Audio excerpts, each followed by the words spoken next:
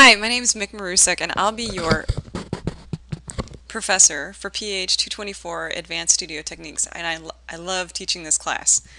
Um, so this movie is to serve the purpose of giving you a pretty quick overview of all the important stuff in the announcements that you really need to know, and also to give you an idea of how the class works so that if maybe this isn't a good time for you to take this class, you can reschedule now before it's too late.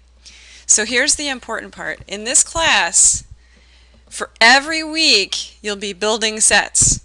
You're going to be asked to come up with image concepts that require you to build a set in your studio. The sets don't need to be elaborate. They can be very simple. They don't have to be big, but you actually have to build it. And some people find this a little bit overwhelming based on finances. You know, maybe now is not a good time for them to be prop shopping. I'm a big fan of building your concepts around what you already have available to you, but that's not everybody's process. So if it sounds overwhelming and too expensive to you, that's okay. Just reschedule. It's no big deal. And if it sounds overwhelming to you and too expensive and you can't reschedule, let's talk. I am sure I can help you make this work. Okay, so every week you'll be building sets. You'll have a big final project that requires that you build a believable location set in your studio.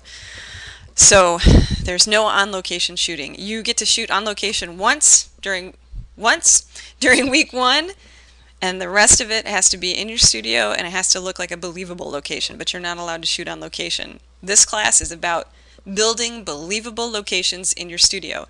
And when I say location, you know, I don't mean like the Bahamas. Maybe it's a kitchen counter.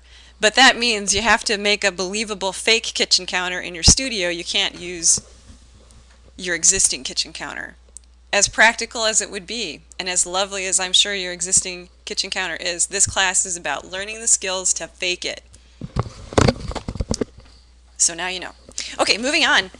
Every time you turn in an imaging assignment in this class, I'm going to ask for enlarged set shots. So I want to see how you built your set and how you lit it with your lights every single time. Every time. I don't accept assignments if they don't include enlarged, wide-angle shots that, you know, visually describe how the set was built and how the set was lit. Once you get used to making them, it's like second nature. If you forget to make them and you turn in your PDF and then you remember, make them and then add them as JPEGs. Wow, the light just changed on me considerably, didn't it? Right. Okay, sorry, I haven't made this movie in a while. I have been using the same one for a few months and I just decided it was time to remake it. Next, there's a lot of work to do in this class, and sometimes people will get a great idea that's a little bit elaborate and takes them longer than you think it is going to, and you can't get an assignment in on time because you're still working on your set or something like that. Here's the thing that I like to do. I like to act like a reasonable client. If you let me know before the due date that you will be late for any reason, we're probably okay. If you miss the due date without alerting me to the fact that you'll be late, then I'm going to have to, you know, treat it like it's late and deduct points. In the real world, a client just wouldn't want to pay you or would want to pay you significantly less. But also in the real world, most clients are pretty understanding if you can't meet a deadline as long as you give them fair warning, which means tell them before the deadline passes, okay? Let me pause this for a second and see if there's anything I can think of that I might have missed. Hold on. Well, I can't think of much else, although there's probably plenty.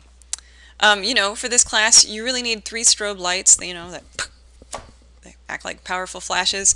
The Art Institute of Pittsburgh wants you to have 700 total watt output.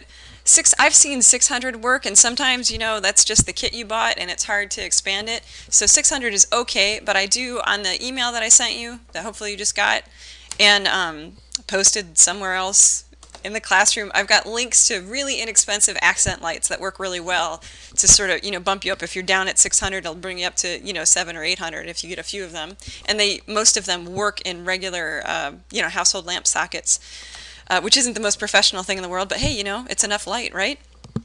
You do need continuous light for this class. For some reason on the equipment list, it's listed as recommended. However, I can think of like 3 assignments where you have to use combo strobe and continuous light. So you have to have those continuous lights. I don't really care what they are or how powerful they are. You just need to have them. It's difficult to mix the white balance of strobe and the white balance of tungsten or fluorescent. So be ready to deal with that. I'll have some links up after we start. I don't want to inundate you with too many links, but I'll have some links up about places where you can buy white balance matching filters for your lights, and they work great. And I think that's about it.